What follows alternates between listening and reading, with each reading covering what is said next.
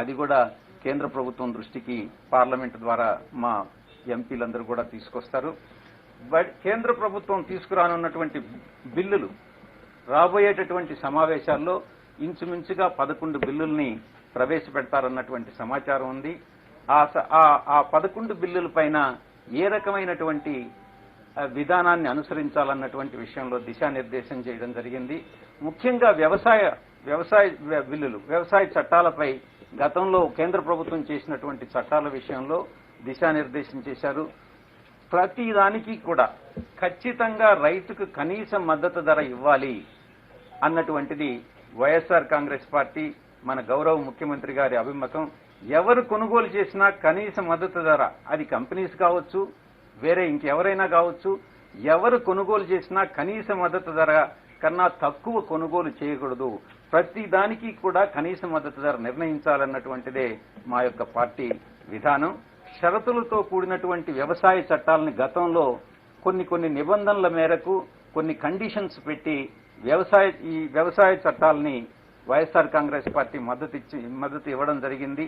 ఆ విషయంలో మద్దతు ఇచ్చినంత ఆ కండిషన్స్ ఏదైతే మేము గతంలో పెట్టామో అది ముఖ్యంగా ఈ యొక్క కనీస మద్దతు ధర గురించి దాన్ని ఖచ్చితంగా అమలు చేయాలని మేము డిమాండ్ చేస్తాం. దేవాలయాల్లో జరిగినటువంటి ఘటనల అంశంపై సమగ్ర వివరాలతో మేము పార్లమెంటులో ప్రస్తావించడం జరుగుతుంది. దీంట్లో ఇంచుమించుగా 10 కేసుల్లో తెలుగుదేశం పార్టీ కార్యకర్తలు డైరెక్ట్ గా ఇన్వాల్వ్ అయినటువంటి దాంతో ఆధారాలతో సహా మన ప్రభుత్వం దగ్గర ఉన్నాయి. ఈ అన్నిటినీ కూడా కేంద్ర ప్రభుత్వం దృష్టికి తీసుకురావడం, పార్లమెంటు దృష్టికి తీసుకురావడం జరుగుతుంది. ముఖ్యంగా శ్రీకాకుళం జిల్లాలో టెక్కల్లో ఒక నంది విగ్రహాన్ని ఒక దేవాలయం నుంచి పెకలించి నడి రోడ్డు మీద పెడుతున్నప్పుడు సీసీ కెమెరాల్లో దీంట్లో తెలుగుదేశం పార్టీ అధ్యక్షుడి ప్రమేయం, అచ్చెన్నాయుడు ప్రమేయం డైరెక్ట్ గా కనపడతా ఉంది. దాంట్లో దురదృష్టవశాత్తు ఒక ఈనాడు పత్రికా విలేకరు కూడా ఈ ఇన్సిడెంట్ లో ఇన్వాల్వ్ అయి ఉన్నాడు. ఆ విజువల్స్ అన్నింటినీ కూడా ఈ రోజు రాష్ట్ర ప్రభుత్వం దగ్గర ఉన్నాయి.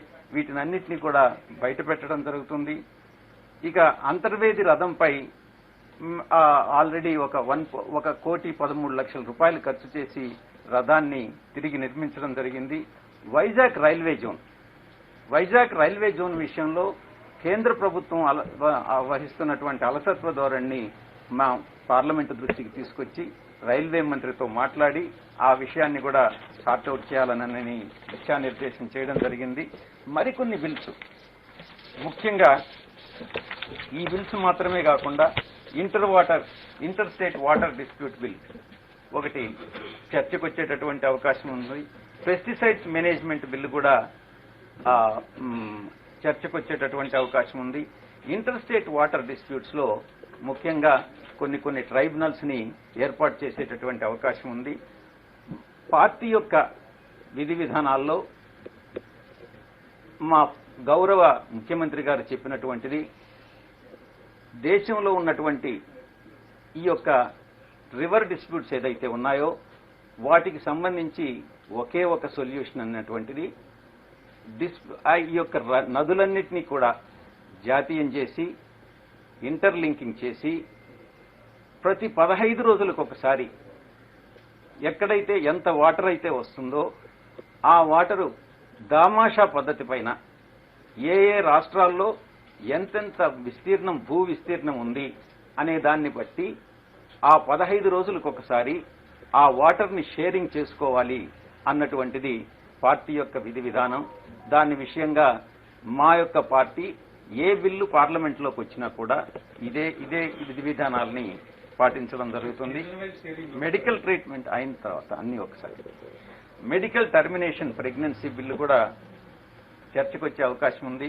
డిఎన్ఏ టెక్నాలజీస్ బిల్లు వచ్చే అవకాశం ఉంది. అలాగే పర్సనల్ డేటా ప్రొటెక్షన్ బిల్లు కూడా వచ్చే అవకాశం ఉంది.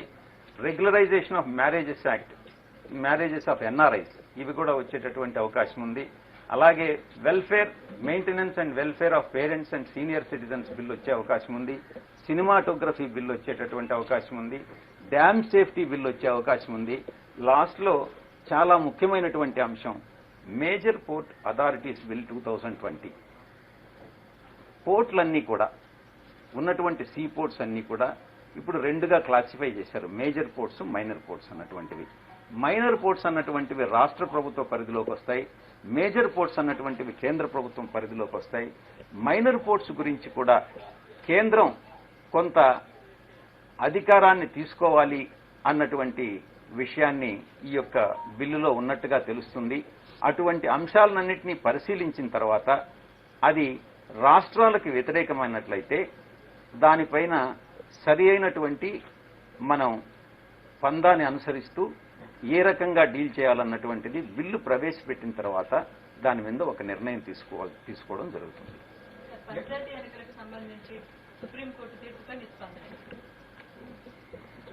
జడ్జిమెంట్ వచ్చి హాఫ్ అన్ అవర్ కూడా కాల, 30 minutes.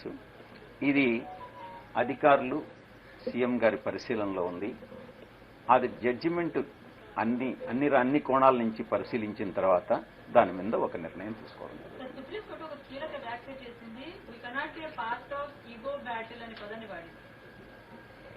ఈగో బ్యాటిల్ అంటే ఒక ఈగో అనే దానికి అవకాశం లేదు. ఆయన నిర్ణయం, ఎస్సీసీ నిర్ణయం ఆయన తీసుకున్నారు, ప్రభుత్వ నిర్ణయం ప్రభుత్వం తీసుకున్నది. ప్రభుత్వం తీసుకున్నటువంటి నిర్ణయానికి కారణాలను కూడా వివరించడం జరిగింది. ఏ కారణాల వల్ల ఇప్పుడు రాష్ట్రంలో ఎన్నికలు జరపలేము అన్నటువంటి విషయాన్ని సుప్రీంకోర్టుకి, హైకోర్టుకి కూడా విన్నవించుకోవడం జరిగింది.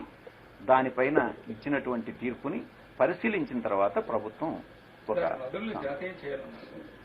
ఇప్పుడు ప్రత్యేకంగా అవార్డ్స్ ఉన్నాయి, నదులకు అవార్డ్స్ ఉన్నాయి. అవార్డు ప్రకారం ఏమంటారా? ఇప్పుడు మీరు చెప్పిన దానికి సీజన్ వారీగా ఏమంటారు? ప్రతి సీజన్లో 15 రోజులని ఏదైతే చెప్పామో, అంటే 15 రోజులని ఎందుకు చెప్పారు గౌరవ ముఖ్యమంత్రి గారు అంటే, కొన్ని సంవత్సరాల్లో వరదలుంటాయి, కొన్ని సంవత్సరాల్లో కరువు ఉంటుంది.